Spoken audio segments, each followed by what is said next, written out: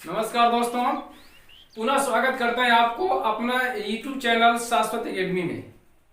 जैसा कि काफी दिनों से बच्चे परेशान थे कि सर इस पे कुछ क्वेश्चन करा दीजिए कि और कैसे क्वेश्चन आते हैं, मैं इसके लिए काफी परेशान था, बच्चे भी परेशान थे कि नहीं इस पे कुछ ना कुछ क्वेश्चन करा ही दिया जाए जिससे कि बच्चे को भी संतुष्टि हो जाए। अब तक मैंने जितना भी टॉपिक पढ़ाया है, जैसे सर्वनाम, संज्ञा, विशेषण, अग्र, स्वर, व्यंजन, वर्ण, शब्द, शब्दों का वर्गीकरण, तो इस पे हमने आज आपके लिए 30 प्रश्न लेकर आए जो कि परीक्षा की दृष्टि से वेरी वेरी मोस्ट इंपॉर्टेंट है, जो कि हर एग्जाम में यहाँ से प्रश्न पूछे जाते हैं। और किस तरह से प्रश्न पूछे जाते हैं और प्रश्न पूछने का तरीका क्या होता है और प्रश्न पूछने का लेवल क्या होता है। लेवल वही होता है, केवल शब्दों का थोड़ा सा अंतर कर दिया जाता है। और इस तरह से प्रश्न आपके सामने मैं प्रस्तुत कर रहा हूं जो कि परीक्षा की दृष्टि से बहुत ही इंपॉर्टेंट है। तो चलिए दोस्तों, देर ना करते हुए आज की वीडियो स्टार्ट करते हैं। यदि आप इस चैनल पे नए हैं तो चैनल को सब्सक्राइब कर ले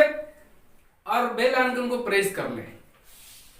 चलिए, पहला क्वेश्चन आपके सामने, हिंदी भाषा के स्तर। पहला क्वेश्चन जो कि परीक्षा की दृष्टि से मोस्ट इंपॉर्टेंट है, हिंदी भाषा के स्तर कितने होते हैं? तो हमने ऑप्शन में दिया है 2, 3, 4, कोई नहीं। तो आपने लगभग अपना उत्तर चुन लिया होगा कि हिंदी भाषा के स्तर कितने होते हैं। तो हिंदी भाषा के स्तर 2 होते हैं। आइए एक बार आपको समझा दें कि हिंदी भाषा के जो स्तर होते हैं, हिंदी भाषा के स्तर ये मूल रूप से 2 माने जाते हैं, लेकिन कुछ किताबों में ये हिंदी भाषा के स्तर 3 होते हैं। पहला देता है मौखिक, लिखित और तीसरा आपका सांकेतिक। तो आपसे प्रश्न किया जा रहा है कि हिंदी भाषा के स्तर कितने होते हैं। तो जब भी इस तरह के प्रश्न आपसे पूछा जाए तो आप 2 ही पे ट्रिक लगाइए कि हिंदी भाषा के 2 ही रूप माने जाते हैं, पहला मौखिक और दूसरा लिखित। सांकेतिक को पूर्ण रूप से परिभाषित नहीं किया जा सकता है, इसलिए इसे काउंटिंग में नहीं रखते हैं दोस्तों। तो इस तरह से आपका पहला उत्तर हो जाएगा 2। चलिए नेक्स्ट क्वेश्चन पढ़ते हैं। हिंदी शब्द है, बहुत ही बढ़िया क्वेश्चन कि हिंदी शब्द है। हम हिंदी पढ़ते हैं लेकिन ये नहीं जानते कि हिंदी शब्द कैसा है। तो आपसे प्रश्न किया जाए कि अगर हिंदी शब्द है तो याद रखिए हिंदी शब्द है अरबी, फारसी, उर्दू, कोई नहीं। 4 ऑप्शन है, आपने लगभग अपना उत्तर चुन लिया होगा। तो हिंदी शब्द है, चलिए हम आपको बताते हैं हिंदी शब्द हमारा फारसी शब्द है। नेक्स्ट क्वेश्चन की तरफ बढ़ते हैं। हिंदी भाषिक व्यवस्था के स्तर होते हैं, हिंदी भाषिक व्यवस्था के स्तर होते हैं। 4 ऑप्शन आपको दिया गया है, वर्ण व्यवस्था, पद व्यवस्था, वाक्य व्यवस्था, सभी।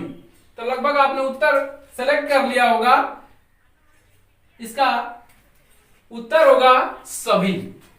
हिंदी भाषा व्यवस्था के जो स्तर होते हैं, वर्ण व्यवस्था, पद व्यवस्था और वाक्य व्यवस्था, ये सभी इसके उत्तर होंगे।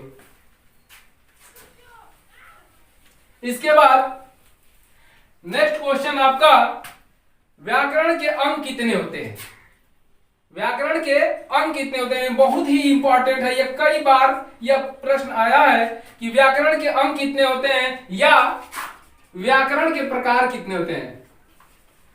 व्याकरण के प्रकार, आपसे अगर जब भी प्रश्न पूछा जाए कि व्याकरण के कितने अंग होते हैं और व्याकरण के कितने प्रकार होते हैं, तो ये आप हमेशा 3 पे ट्रिक लगाइए। व्याकरण के अंक कितने होते हैं? तो 3। ऑप्शन नंबर बी सही हो जाएगा।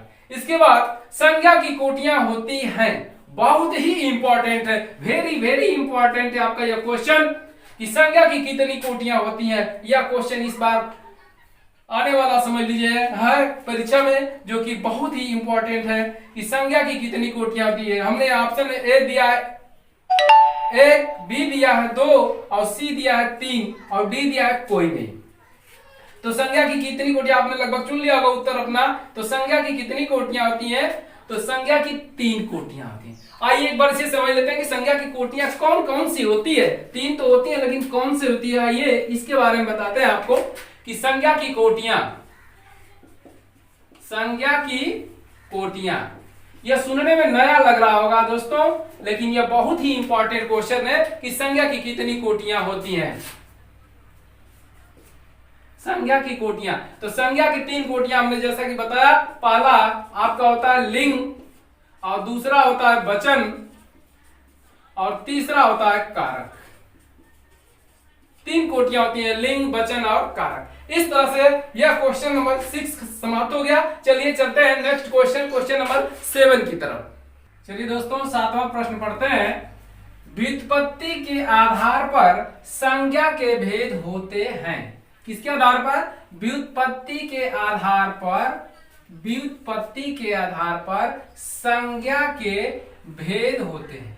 तो व्युत्पत्ति के आधार पर संज्ञा के भेद हमने ऑप्शन दिया है 3, 4, 5 और 6। तो लगभग आपने अपना उत्तर चुन लिया होगा कि इसमें कौन सा होगा। तो व्युत्पत्ति के आधार पर चलिए बताते हैं दोस्तों कि व्युत्पत्ति के आधार पर जब भी आपसे प्रश्न किया जाए कि व्युत्पत्ति के आधार पर संज्ञा के कितने भेद होते हैं, तो व्युत्पत्ति के आधार पर संज्ञा के 3 भेद माने जाते हैं। और यदि आपसे अर्थ के आधार पर पूछा जाए, किसके आधार पर? अर्थ के आधार पर अगर आपसे पूछा जाए कि अर्थ के आधार पर, अर्थ के आधार पर संज्ञा के भेद, अर्थ के आधार पर संज्ञा कितने प्रकार की होती है, कितने प्रकार की? तो ये 5 प्रकार याद रखिएगा। अगर आपसे पूछा जाए कि व्युत्पत्ति के आधार पर संज्ञा के भेद कितने किए गए हैं, तो 3 होते हैं। लेकिन यही क्वेश्चन अगर आपसे कह दिया जाए कि अर्थ के आधार पर संज्ञा के कितने भेद होते हैं, अर्थ के आधार पर, तो ये 5 होते हैं। चलिए बढ़ते हैं नेक्स्ट अगले क्वेश्चन की तरफ, क्वेश्चन नंबर 8 की तरफ, कि हिंदी के शब्दों का लिंग निर्धारण किसके आधार पर होता है। वेरी मोस्ट इंपॉर्टेंट, बहुत ही इंपॉर्टेंट यह आपका क्वेश्चन है कि हिंदी के शब्दों का लिंग निर्धारण किसके आधार पर होता है। तो इसमें हमने आपको ऑप्शन दिया है प्रत्यय के आधार पर, संज्ञा के आधार पर, क्रिया के आधार पर और सर्वनाम के आधार पर। तो आप लगभग अपना उत्तर चुन लिए होंगे मित्रों। तो चलिए हम आपको बताते हैं कि हिंदी के शब्दों का जो लिंग निर्धारण किया जाता है वह ऑप्शन नंबर 3 सही होगा, क्रिया के आधार पर। चलिए बढ़ते हैं नेक्स्ट क्वेश्चन, क्वेश्चन नंबर 9 की तरफ। हिंदी भाषा की सबसे छोटी इकाई ऑब्लिक न्यूनतम इकाई, देखिए छोटी इकाई, न्यूनतम इकाई या लघुत्तम इकाई होती है। अगर आपसे प्रश्न किया जाए कि भाषा की सबसे छोटी इकाई, या टीजीटी में भी आया था, या यूपी टेट में भी पूछ चुका है, या आपका सुपर टेट में भी पूछ चुका है, तो यह क्वेश्चन परीक्षा की दृष्टि से बहुत ही इंपॉर्टेंट है, जो कि UP TET, C TET, UPP और वीडियो के लिए इंपॉर्टेंट है। भाषा की सबसे छोटी इकाई की बात करता हो, लघुत्तम इकाई पूछता हो या न्यूनतम इकाई पूछता हो, तो इसमें से आपको ऑप्शन दिया गया कि ध्वनि, शब्द, वर्ण और पद। तो आपने लगभग उत्तर चुन लिया होगा। चलिए बताते हैं हम आपको कि भाषा की सबसे छोटी इकाई वर्ण होती है या न्यूनतम। अगर आपसे यही प्रश्न अगर दूसरे ढंग से पूछा जाए कि भाषा की सबसे छोटी इकाई और सार्थक का नाम ले लिया जाए, तो आपका शब्द होता है। चलिए दोस्तों नेक्स्ट क्वेश्चन की तरफ चलते हैं। क्वेश्चन नंबर 10, भाषा की सबसे छोटी सार्थक इकाई है। आपसे अगर प्रश्न किया जाए कि भाषा की सबसे छोटी सार्थक, कैसी इकाई? सार्थक इकाई है। सार्थक अगर नाम ले लिया जाए तो भाषा की सबसे छोटी सार्थक इकाई वर्ण, ध्वनि, शब्द, वाक्य, ये 4 ऑप्शन दिए जाते हैं। इसमें से आपको प्रश्न उत्तर चुनना है, तो लगभग आपने उत्तर चुन लिया होगा कि तो भाषा की सबसे छोटी सार्थक इकाई आपकी शब्द होती है। यह बहुत बार पूछा गया है। अगला क्वेश्चन चलते हैं। निम्नलिखित में से भाषा के भेद नहीं है, निम्नलिखित में से भाषा के भेद या नहीं है, या नहीं है आपको फंसा देता है।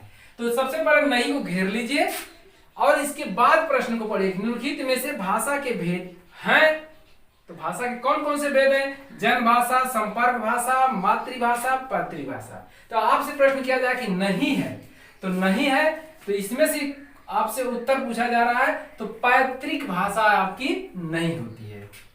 अगला क्वेश्चन, कौन सी भाषा को सरकारी कामकाज में इस्तेमाल किया जाता है? कौन सी भाषा को सरकारी कामकाज में इस्तेमाल किया जाता है? अगर यह क्वेश्चन अगर आपसे पूछा जाए तो यह important, very very most important. अंग्रेजी मातृभाषा, राष्ट्रभाषा, राजभाषा। तो आपने लगभग अपना उत्तर चुन लिया होगा दोस्तों। चलिए हम आपको बताते हैं कि जो सरकारी कामकाज की जो बात किया जाए तो सरकारी कामकाज में जो भाषा प्रयोग की जाती है वो राजभाषा प्रयोग की जाती है। अगला क्वेश्चन, वर्ण कितने प्रकार के होते हैं? अगर आपसे जब भी प्रश्न किया जाए कि वर्ण कितने प्रकार के होते हैं तो वर्ण हमेशा आप याद रखिए दो प्रकार के होते हैं। पहला होता है स्वर और दूसरा होता है व्यंजन। तो पहला स्वर और दूसरा व्यंजन। तो उत्तर आपको मिल गया होगा कि वर्ण कितने प्रकार के होते हैं। तो वर्ण आपका दो प्रकार, ऑप्शन में दिया गया कि 2, 11, 33, 52।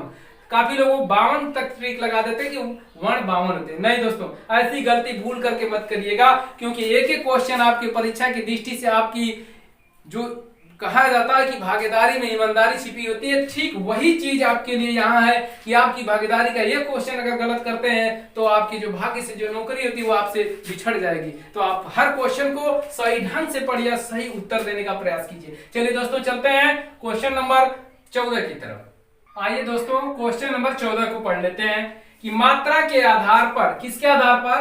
मात्रा के आधार पर स्वर कितने प्रकार के होते हैं? कहा कि मात्रा के आधार पर स्वर कितने प्रकार के होते हैं? तो 2 प्रकार का, 3 प्रकार का, 4 प्रकार का, सभी।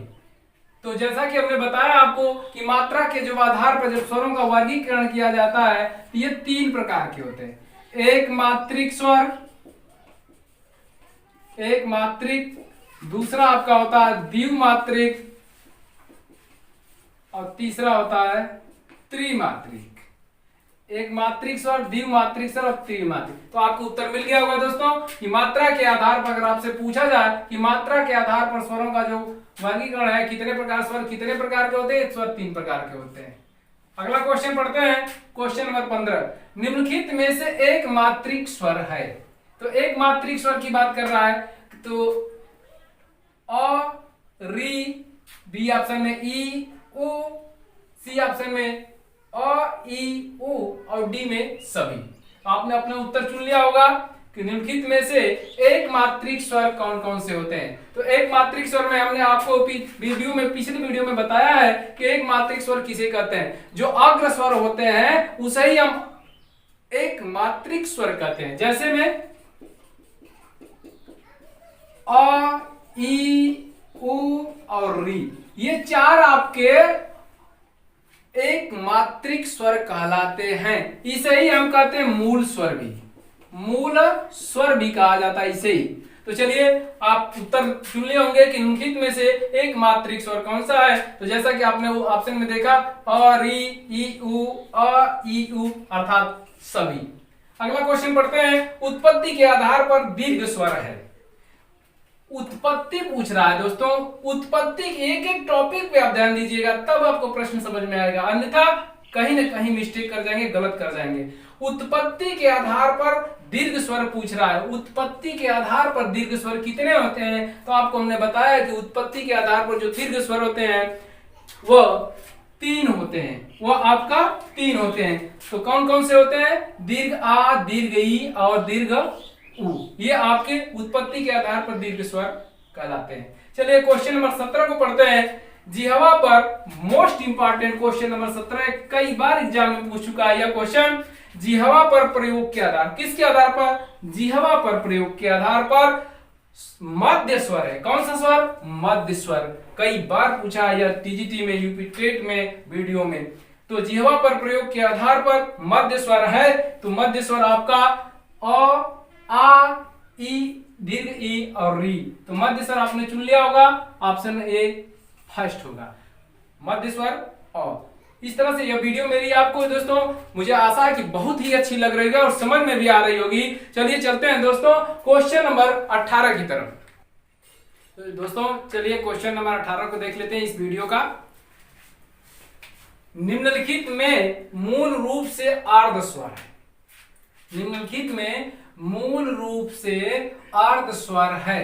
तो आपसे प्रश्न किया जा रहा है कि निम्नलिखित में मूल रूप से अर्ध स्वर है। तो जब अर्ध स्वर का नाम ले लिया जाए तो हमने बताया आपको कि अर्ध स्वर आपका य, र, ल और व, ये 4 अर्ध स्वर होते हैं। कितने? ये चारों के चारों आपके अर्ध स्वर होते हैं, लेकिन एक नाम ले लिया इसमें कि मूल रूप से।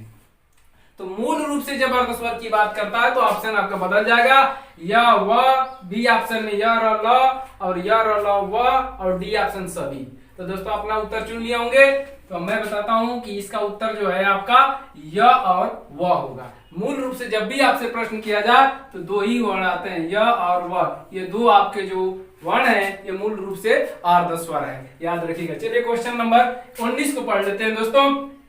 प्रकंपित व्यंजन या लुंठित व्यंजन किसे कहते हैं? तो यह इंपॉर्टेंट है आपका परीक्षा की दृष्टि से, बहुत बार पूछा गया है कि प्रकंपित व्यंजन किसे कहते हैं या लुंठित व्यंजन किसे कहते हैं। तो ऑप्शन में हमने दिया है य, ऑप्शन बी र, ऑप्शन सी ल और व। तो आप अपना उत्तर चुन लिए होंगे। चलिए करेक्ट आंसर आपको बता रहे हैं कि जो प्रकंपित या लुंठित व्यंजन होता है वह आपका र को ही प्रकंपित या लुंठित व्यंजन कहते हैं। और जो ल है, ल को हम पार्श्विक व्यंजन कहते हैं। ल को क्या कहते हैं? पार्श्विक व्यंजन। तो याद रखिएगा कि ल हमारा पार्श्विक व्यंजन है और र जो है लुंठित या प्रकंपित व्यंजन है। चलिए क्वेश्चन नंबर 20 को पढ़ते हैं दोस्तों। आगत स्वर है, आगत स्वर की बात कर रहा है। आगत स्वर है तो आगत स्वर में अंग, अ, आ और आ। तो आपको उत्तर या दोनों आप गलत करके आ जाते हैं, इसको और इसको दोनों को देख करके। यह आपका रंग है, यह भी आपका रंग है और यह भी आपका रंग है। अर्थात करेक्ट उत्तर जो आपका होगा ये आ होगा। जैसे आप लिखते हैं डॉक्टर, डॉक्टर, तो डॉक्टर में इस तरह का जो चिन्ह लगाते हैं उसे ही हम आगत स्वर कहते हैं। चलिए क्वेश्चन नंबर 21 को पढ़ लेते हैं दोस्तों। निम्नलिखित स्वरों में अयोगवा वर्ण है। अयोगवा बहुत ही इंपॉर्टेंट यह क्वेश्चन है कि निम्नलिखित में स्वरों में अयोगवा वर्ण कौन से होते हैं? अंग, अ, अंग, अ और कोई नहीं। तो करेक्ट आंसर जो आपका सही उत्तर होगा ये अंग और ये अ। इन्हीं 2 वर्णों को हम अयोगवा वर्ण कहते हैं, अंग और अ। इसे कहते हैं अनुस्वार और इसे कहते हैं विसर्ग। अनुस्वार और विसर्ग दोनों को कहते हैं दोस्तों अयोगवार। दोनों को कहते हैं अयोगवार। अर्थात यह जो दोनों वर्ण होता है अंग और अ, इसे ही हम कहते हैं अयोगवार। चलते हैं क्वेश्चन नंबर 22 की तरफ। अर्ध सवृत स्वर है, अर्ध सवृत स्वर है। अ, ई ऑप्शन बी में, उ, ए ऑप्शन सी, ओ और ऑप्शन डी में सभी। तो इसमें जो है अर्ध सवृत ये आपके सभी वर्ण आते हैं। अ, ई, बी, उ, ए और ओ ये सभी आपका अर्ध सवृत के अंतर्गत आते हैं। तो दोस्तों आज की वीडियो अच्छी लगी तो एक लाइक और एक कमेंट तो जरूर बनता है और अपने दोस्तों में शेयर जरूर कीजिए। चलते हैं क्वेश्चन नंबर 23 की तरफ। चलिए बढ़ चलते हैं क्वेश्चन नंबर 23 की तरफ। स्वरों की सहायता से बोले जाने वाले वर्ण। आपसे प्रश्न आजकल ऐसे ही प्रश्न पूछे जाते हैं कि स्वरों की सहायता से बोले जाने वाले वर्ण क्या कहलाते हैं?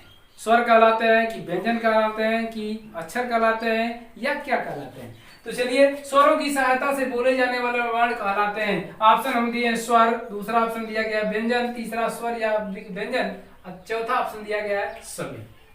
तो स्वरों की सहायता से बोले जाने वाले वर्ण आप लगभग चुन लिए होंगे अपना उत्तर, ये व्यंजन कहलाते हैं।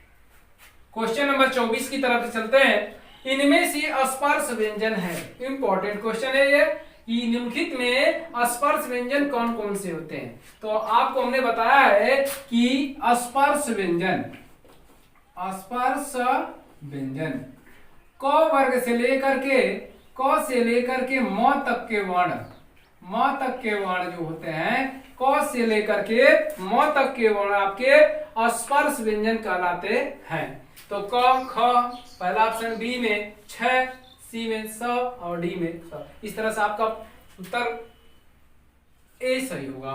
क और ख ये आपके स्पर्श व्यंजन के अंतर्गत आते हैं। क्वेश्चन नंबर दोस्तों 25 की तरफ बढ़ते हैं, जो कि परीक्षा की दृष्टि से बेहद इंपॉर्टेंट है। निम्नलिखित में अंतस्थ व्यंजन है।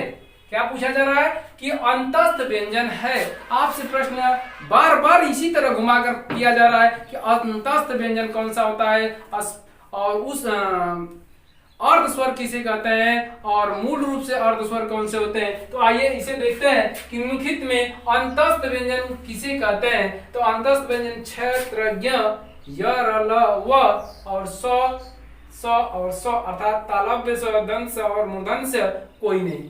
तो इसका जो सही उत्तर होगा ऑप्शन नंबर बी सही होगा। य र ल व ही आपका अंतस्थ व्यंजन कहलाता है। चलिए क्वेश्चन नंबर 26 की तरफ। संघर्षी व्यंजन या उष्म व्यंजन। संघर्षी नाम ले लिया जा या उष्म व्यंजन नाम ले लीजिए, दोनों एक ही होता है। संघर्षी कहिए या उष्म व्यंजन कहिए। तो संघर्षी या उष्म व्यंजन है स, छ, स और स, और ये ऑप्शन लिखा गया है डी। तो इसमें से कौन सा उत्तर सही है तो आपको चुनना है। आपने अपना उत्तर चुन लिया होगा। तो ऑप्शन नंबर ये सी सही है कि संघर्षी या उष्म व्यंजन जो होता है, आपको हम पिछली वीडियो में बता चुके हैं कि आपका तालव्य स, दंत स, मूर्धन्य स और यह ह जो होता है यही आपका उष्म व्यंजन कहलाता है या संघर्षी व्यंजन कहलाता है। तो ऑप्शन आपका सी सही हो जाएगा। दोस्तों यह वीडियो आपको उम्मीद करते हैं कि अच्छी लग रही होगी और समझ में भी करेक्ट आ रहा होगा। तो इस पर एक लाइक और सब्सक्राइब जरूर बनता है दोस्तों, यही हमारे मेहनत का फल होता है। तो एक लाइक और एक कमेंट जरूर कीजिएगा। चलते हैं क्वेश्चन नंबर 27 की तरफ। चलिए दोस्तों चलते हैं क्वेश्चन नंबर 27 की तरफ। यह बहुत ही इंपॉर्टेंट है, कई बार पूछा गया है आपका कि निम्नलिखित में अनुनासिक व्यंजन है। अनुनासिक व्यंजन पूछ रहा है कि जो नाक और मुख की सहारे वर्ण बोले जाते हैं उसे ही अनुनासिक व्यंजन कहते हैं। तो कौन सा वर्ण बोला जाता है? किसी भी वर्गीय व्यंजन का पंचमा अक्षर अनुनासिक कहलाता है। तो आपको ऑप्शन समझ में आ गया होगा दोस्तों। क्षेत्रज्ञ य स और स, न म य र न और म। तो यह ऑप्शन नंबर डी है, जो कि किसी भी वर्गीय का अर्थात प्रत्येक वर्गीय व्यंजन का यह पंचम अक्षर है। तो ये आपका ऑप्शन सही हो जाएगा। इसे ही कहते हैं अनुनासिक व्यंजन। चलिए दोस्तों चलते हैं क्वेश्चन नंबर 28 की तरफ। संयुक्त व्यंजन है। संयुक्त व्यंजन है कौन सा ऐसा व्यंजन जो संयुक्त व्यंजन है? पहला ऑप्शन दिया है छ, दूसरा दिया है त्रय और तीसरा दिया है स और डी दिया है ए और बी। तो इस तरह के क्वेश्चन आपको डाले जाते हैं कि आप उसमें उलझ जाएं। देखिए यहाँ पे छ और त्र दोनों संयुक्त व्यंजन है, जबकि ये स जो है आपका संघर्षी व्यंजन है। अर्थात डी ऑप्शन आपका ए और बी यह दोनों ऑप्शन आपका सही है। अर्थात छ भी सही है और त्र भी सही है। चलिए क्वेश्चन नंबर 29 की तरफ चलते हैं। निम्नलिखित में कौन सा सही है? जो पूछ रहा है उसके नीचे अंडरलाइन कर लीजिए, कौन सा सही पूछ रहा है। आपका कौन सा इसमें सही है? ये चार ऑप्शन दिया गया है, आप ऑप्शन चुन लिए होंगे कि ये इसमें से कौन सा ऑप्शन सही है। छ में ये जो इसका निर्माण होता है क प्लस मूर्धन्य स, ज प्लस य, त्र जो है त प्लस र और स्र जो है स और र। तो ये आपने देखा कि छ जो है ये क प्लस स, तो ये क जो है ये इसमें ये आपका हलंत नहीं रहता है, इसलिए भी गलत है। य में ज और य अर्थात इसमें हलंत होना चाहिए, ज में इसमें, इसलिए ये भी ऑप्शन गलत है। त में हलंत होना चाहिए, र में हलंत नहीं होना चाहिए, इसलिए यह भी ऑप्शन गलत है। अर्थात ऑप्शन कौन सा सही है? ऑप्शन बी सही है आपका। जो स्र है स प्लस र से मिलकर के बनता है। दोस्तों चलिए क्वेश्चन नंबर चलते हैं। क्वेश्चन इस वीडियो का लास्ट क्वेश्चन, क्वेश्चन नंबर 30 आगत व्यंजन है। आगत क ख ज फ, क ख ग, क ख ग ज और फ। तो आपको दोस्तों हमने पिछले वीडियो में पढ़ा चुके हैं। अगर आप इस वीडियो को नहीं देखे हैं स्वर और व्यंजन को, तो आप डिस्क्रिप्शन बॉक्स में जा करके प्लेलिस्ट में जा करके इस वीडियो को देख लीजिएगा कि आगत व्यंजन क्या है, आगत स्वर क्या है। तो आगत व्यंजन हमने बताया है आगत व्यंजन, आगत व्यंजन क, ख, ग, ज और ये फ, इसमें यह एक नुक्ते का प्रयोग किया जाता है और यहाँ पे ये नुक्ता लगा जाता है बिंदी जैसे, यही आपके आगत व्यंजन कहलाते हैं। इस समय प्रयोग की दृष्टि से मात्र 2 ही वर्ण आपके रह चुके हैं, ज और फ, जो कि आगत व्यंजन के रूप में माने जाते हैं। लेकिन अगर ऑप्शन में सभी दिया है तो ऑप्शन को सभी को लगाएंगे, क्योंकि ये आगत व्यंजन ये 5 आते हैं। चलिए ऑप्शन को देखते हैं कि आगत व्यंजन है, ए में दिया है क, ख, तो गलत है, क्योंकि हमने यहाँ बताया आपको कि इसमें ये आपका नुक्ता लगा रहता है, इसलिए रंग है। ज और फ में नुक्ता तो लगा है दोस्तों, लेकिन ज में नुक्ता नहीं लगा है, इसलिए ये भी रंग और ये भी रंग। सी ऑप्शन पे चलते हैं, क, ख, ग, ये तीनों है लेकिन इसमें नुक्ता नहीं है, इसलिए ये भी रंग। ऑप्शन नंबर डी पे चलते हैं, क, ख, ग, ज, फ, ये सभी में नुक्ता है, इसलिए ऑप्शन करेक्ट ऑप्शन का उत्तर होगा ऑप्शन नंबर डी। तो दोस्तों यह वीडियो यही समाप्त करते हैं, और यह वीडियो कैसी लगी, आशा उम्मीद करता हूं कि यह वीडियो आपको बहुत ही अच्छी लगी होगी, जो कि परीक्षा की दृष्टि से यहाँ से बहुत सारे प्रश्न बनते हैं दोस्तों।